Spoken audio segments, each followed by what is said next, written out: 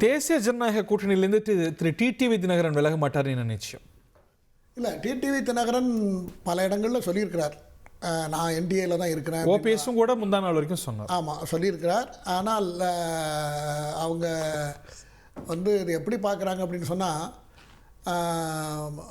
TTV Sasikala அம்மையார் எல்லாத்தையும் ஒரு எடுத்து அதிமுகவோட இணைந்து தேர்தலை சந்திக்கலாங்கிற ஒரு இருக்கிறதாக ஒரு தகவல் இருக்கிறது. தகவல் தான் இதெல்லாம், ஊர்ஜிதப்படுத்தப்பட்ட தகவலாக நீங்கள் என்கிட்ட கேட்காதீங்க. ஒரு தகவல் இருக்கிறது. அவருக்கு எதிரியெல்லாம் ஓபிஎஸ் வேண்டாம், ஓபிஎஸ் வந்தால் பங்காளி சண்டை வரும். அது அங்கேயுமே அது ஒரு செட்டில் இஷ்யூவாக தெரியலையே. திரு டிடிவி தினகரன் பிரதமரை பார்க்கல. அஃப்கோர்ஸ் நான் அப்பாயின்மெண்ட் கேட்கலன்னு அவரே விளக்கம் கொடுத்துட்டார், அது ஒன்று. இன்னொன்று, அவர் அங்கே ஆனரபிளாக நடத்தப்படுறாரா அப்படின்னு அவருக்கும் கேள்வி வரும். அது வரும் வரும். ஏன்னா நீங்க கூட்டணியில் இருக்காருன்னு கூட அதிமுக தரப்பில் அங்கீகரிக்கலாம். ஏன் என்று சொன்னால், அவர் என்ன தென் மாவட்டங்களில் முக்குலத்தோர் வாக்குகள் கிட்டத்தட்ட 13லேருந்து 15% புள்ளி விவர கணக்குப்படி, ஏற்கனவே உள்ள புள்ளி விவர கணக்குப்படி பார்த்தால் 15% வாக்குகள் இருக்கின்றன.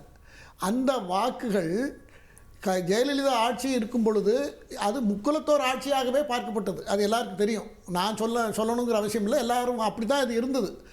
அந்த நிலைமையை மாற்றி அமைத்து அந்த ஒரு முக்குலத்தோர் சமுதாயத்திலிருந்து ஜெயலலிதா அம்மா 2 முறை முதலமைச்சரை அமர வைத்த அந்த மனிதரை அவங்க வந்து சிறைச்சாலையிலிருந்து வந்த பிறகு கூட இன்னொருத்தராக இருந்தால், வேற ஒரு மனநிலை உள்ளவராக இருந்தால் முதலமைச்சருங்கிற இதை வச்சுக்கிட்டு ஏதாவது பண்ணியிருக்க முடியும். ஆனால் இவரே இருக்குல்ல.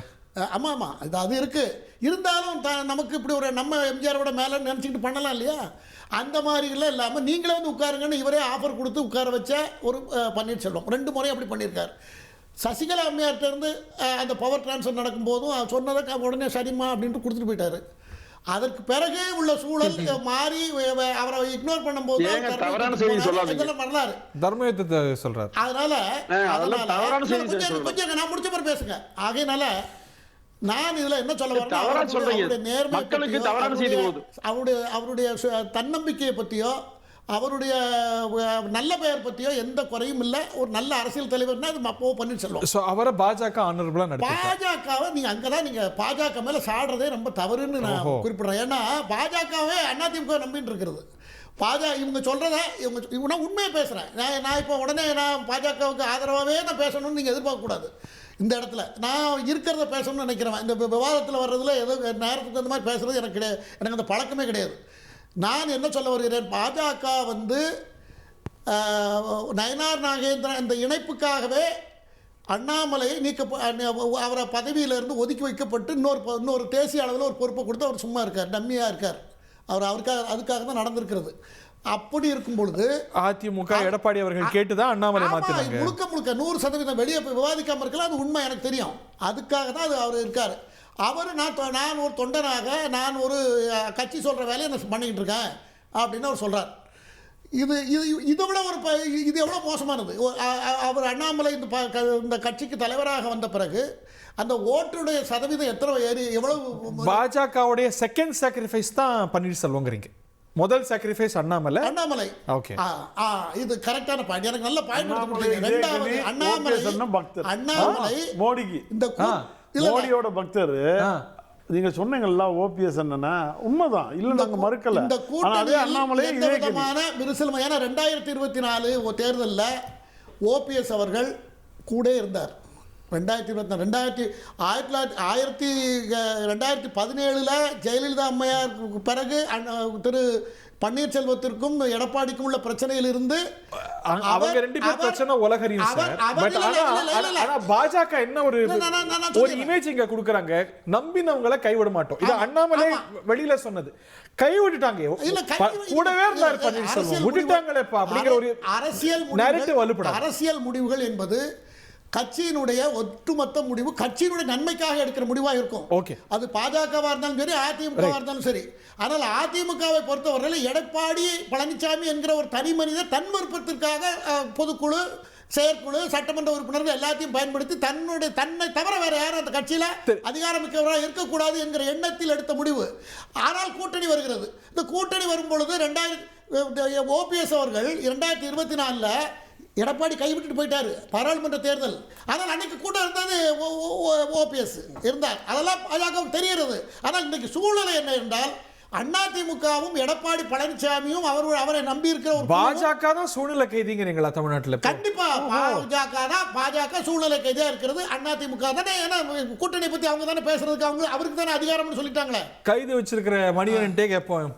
இப்போ ஒருவேளை ஓபிஎஸ் திரு விஜயோட கூட்டணி வைக்கிறாருன்னு வச்சுக்கோங்க, பிரியற ஓட்டு அதிமுக ஓட்டு கணிசமா இருக்கும் இல்லையா? நம்ம ராமநாதபுரத்துல பார்த்தோம், கடந்த நாடாளுமன்ற தேர்தலில் பார்த்தோம். ஒரு ஓட்டோ 2 ஓட்டோ 1 லட்சம் ஓட்டோ இல்ல நமக்கு விழ வேண்டிய ஓட்டு இல்ல அது. இல்ல சார், இது திரு குமாரண்ண தவறான தகவல் பொய்யாவே சொல்றாரு. சசிகலா அம்மையார் முதலமைச்சர் வகையை அவர் பெறுவதற்கு கையை முறைக்கினார், உள்ள அடிச்சாங்கன்னு சொன்னார். வெளியே ஏன் மறுப்பு கொடுத்தாரு? எங்க ஒப்படைச்சார் அவரு? ஏன் பொய் சொல்றீங்க தெரியல. ஒப்படைச்சாருங்களா அவரு? ஏங்க உள்ள தினகரன் மிரட்டினாரு, சசிகலா அம்மா சேர்ந்து கையை முறுக்குனாங்க, அடிச்சானே சொன்னாங்க. தர்மத்தை உட்கார்ந்தாரு, அம்மாவுடைய மரணத்துக்கு காரணமே அவதான் சொன்னாங்க. இதெல்லாம் என்ன எங்க எழுதுங்க? இதெல்லாம் உண்மையா பொய்யான செய்தி? உண்மையான செய்தி தான். அதெல்லாம் நடக்கவே இல்லை. அதெல்லாம் நடக்கவே இல்லை. ஒரு செகண்ட் எடுக்கறாங்க. ஒரே ஒரு 5 நிமிஷத்துல எடுக்கறாங்க. நான் பேசிறேன். 5 நிமிஷத்துல நான் பேசிறேன். ஏங்க நான் பேசிறேங்க. நீங்க சொன்னீங்க, நான் மறுப்பு விட்டுட்டேன். இப்ப நீங்க சொன்னது உரமா முழுக்க பொய், வடிகட்டிய பொய். நீங்க எடப்பாடி பழனிசாமி ஏங்க உள்ள ஓபிஎஸ் ஏன் தர்மீதம் பண்ணாரு? ஆமா, சசிகலா சொன்னா அப்படி கேட்பாருல, ஏன் தர்மீதம் பண்ணாரு? யார் கேட் பண்ணாரு? என்ன எதுமே சொல்லாம குழந்தை கொடுத்தார். நீங்க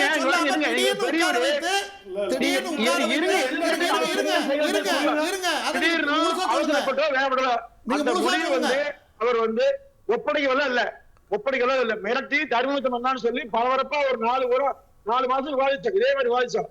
ஓபிஎஸ் விவாதிச்சோம். நிறைய விவாதிச்சோம். புதுசா விவாதி போவாங்க. 5 நிமிஷத்துல முடிவு என்ன நடந்தது, என்ன பேசினாங்க தமிழ்நாட்டு மக்களுக்கு தெரியும். அதெல்லாம் முடியாது. நமக்கு கொடுத்தாங்க, நாம கொடுத்துறோம், அவ்வளவுதான். அப்படி முடிவெடுத்தது அவர் தர்மத்தை நடத்தினதுனாலதான் எடப்பாடி பழனிசாமியே வந்தாரு. அது out of syllabus, old syllabus. இது வேண்டாம், இதாங்க கரண்ட் சப்ஜெக்ட் வரும். இன்னைக்கு அவருடைய வெளியேற்றம் அப்படிங்கிறது, அவர் வெளியில போயிருக்கிறது அப்படிங்கிறது இந்த என்டிஏ அணிக்கு ஒரு சேதாரத்தை கொண்டு வருமா வராதா? சரி சார், ஆரம் வீரப்பன் மிகப்பெரிய தலைவர் அதிமுகவுல. அதாவது எம்ஜிஆருக்கு நிகரா கட்சியில் இருந்தவர் அவர் தான். அம்மாவுடைய அணிக்கு எதிராக அவர் இருந்தார். அவர் வெளியேற்றும் போது இதே நம்ம எம்ஜிஆர் ஆரம்பிச்சார். இதே மாதிரி எந்த கட்சிக்கு எதிராக அதிமுக பிறந்ததோ அங்க போய் சரணா அடைந்தவர்கள் ஆரம் வீரப்பன் இப்படியே பேசுறாங்க. ஆரம்பி வெளியே போனா கட்சி முடிஞ்சுனாங்க. என்னாச்சு மாதிரி இந்த மாதிரி திருநாக்கரசு முன்னா என்னாச்சு? ஒவ்வொருத்தரும் போய் கட்சி என்னாச்சு? அதாவது அதிமுக இருந்தாலும் தான் மரியாதைங்க. அதிமுகவுல பதவி அமைச்சு போட்டு வெளியே போனா அங்க போய், அதாவது திமுக போறது இல்ல, நாவலர் நெடுஞ்செழியன் இதே மாதிரி பண்ணாரு. ஒவ்வொருவரும் அதிமுகவை காட்டி கொடுத்து வெளியே சென்ற பிறகு நிச்சயமாக மக்கள் மத்தியில காணாம தான் போனாங்க. இப்ப நீங்க செந்தில் பாலாஜி சொல்லலாம், மற்ற சிலாவை சொல்ல காரணம் வெளியே சொல்ல விரும்பல. இப்போ அதிமுக ஓட்டு வங்கி சேரிக்க போறாரு. இதுதான் எல்லாத்துக்கும் தேவையா இருக்குங்க. இதுதான் விருப்பமா இருக்குது. இப்போ ஓபிஎஸ்க்கும் திமுகவுக்கும் ஒரே நோக்கம். திமுக நோக்கம் என்னங்க? எடப்பாடியார் மீண்டும் ஆட்சி வர வேண்டும், அம்மாவுடைய ஆட்சி அழிக்க வேண்டும் சொல்றாரு ஸ்டாலின். அவருக்கு அதிமுக அழிய வேண்டும் நோக்கம், எடப்பாடியார் வந்துடக்கூடாது நோக்கம், தொண்டர்களை பாதுகாக்கிறாரு நோக்கம். அதை ஓபிஎஸ் விரும்புறாரு. ஒண்ணு சேர்றாங்க, அவ்வளவுதான். அப்போ பொது நோக்கத்தில் ஒன்று சேர்கிறார் ஓபிஎஸும் ஸ்டாலின். அப்படிதான் எடுத்துக்கோங்க. இதை தாண்டி அம்மையார் சசிகலா அவர்கள் கடந்த காலத்தில் சொன்ன வாக்கு மிக சக்தி வாக்கு. ஏன்னா திரு ஓபிஎஸ் அவர்கள் திமுகவோடு மறைமுகமாக கூட்டலுக்கான்னு சொல்லி அம்மா சசிகலா அம்மா சொன்னாங்க. நீங்க உண்மையா போச்சுங்க. இன்று வரையும் சசிகலா அம்மா ஓபிஎஸ் சந்திக்கவே இல்லை. காரணம் என்ன? நம்மளால தெரியுங்க. அந்த அம்மா அவர்கள் தலைவரின் பேச்சை கேட்டு ஓபிஎஸ் கட்சியில் முக்கியத்துவம் கொடுத்து பதவி உயர்வு பண்ணியதை சசிகலா அம்மா அனுப்பிச்சாங்க. சரி, என்ன சார் நடக்குது? பிஜேபி கூட்டணியில இருந்து பன்னீர்செல்வம் வெளில வராரு, நீங்க சசிகலா அம்மாவை பாராட்டுறீங்க சார். உண்மை சார், சசிகலா அம்மா உண்மையிலேயே சொன்னாங்க. சசிகலா அம்மா துரோகம் பண்ணது பன்னீர்செல்வம். பன்னீர்செல்வம் அப்படியா? இன்னைக்கு அதே கை கொடுத்து நண்பனும் கிடையாது, பகைவனும் கிடையாது. அதுதான் சொன்னாரா? சசிகலா அம்மையார் என்றைக்கும் திமுக ஏற்க மாட்டாங்க. ஓஹோ, சசிகலா ஒருபோதும் திமுக ஏற்கவே மாட்டாங்க. இந்த பாராட்டு ஏதோ இயல்பா தெரியலையே. இல்ல சார், உண்மை சார். நீங்க திமுக ஸ்டாலின் பாராட்டுறீங்க, சசிகலா அம்மையார் விடணும். சரி, சசிகலா அதிமுக இருந்தவங்க, தினகரன் அதிமுக இருந்தவரே விடணும். அதிமுக பதவி உயர்வு பெற்ற பன்னீர்செல்வம் ஸ்டாலின் சரணடையும் போது கட்சிக்கு ஏன் விடணும்? உண்மையை சொல்லுச்சுன்னா அம்மையார் சசிகலா அவர் சொன்ன கூற்றை நிர்மாணம் செய்திருக்கிறார் ஓ பன்னீர்செல்வம். ஓகே. இனி அதிமுக என்கிற பேச்சுக்கே அவர் இடம் இல்ல. ஓகே. இந்த ஸ்கிரீன்ல தோணர்ல விஜய் ரொம்ப அழகா இருக்கார்ல? எதுக்கு? விஜய் நல்லா தானே இருக்காரு, அவர் சினிமாலே நல்லா தானே இருக்காரு. அப்படியா? அரசியலும் நல்லா இருக்குல்ல? அரசியல்ல நல்லா தான் இருக்காரு, குரல்லாம் நல்லா மாத்தி சாப்பிட்டா பேசுறாரு. எவ்வளவு செய்தி மறந்துட்டேன். வேற என்ன சொல்ல வரணும் நீங்க நினைக்கிறீங்க? இதே இங்க போறீங்களா? எங்க போனோம்? அவர் வீட்டுக்கு போறதுனால என்ன தப்பு இருக்கா? நாங்க போறதுக்கு முன்னாடி அவங்க பேரக்கூடாது, பாஜக விட்டுட்டு. அதை நீங்க புரிஞ்சிருங்க.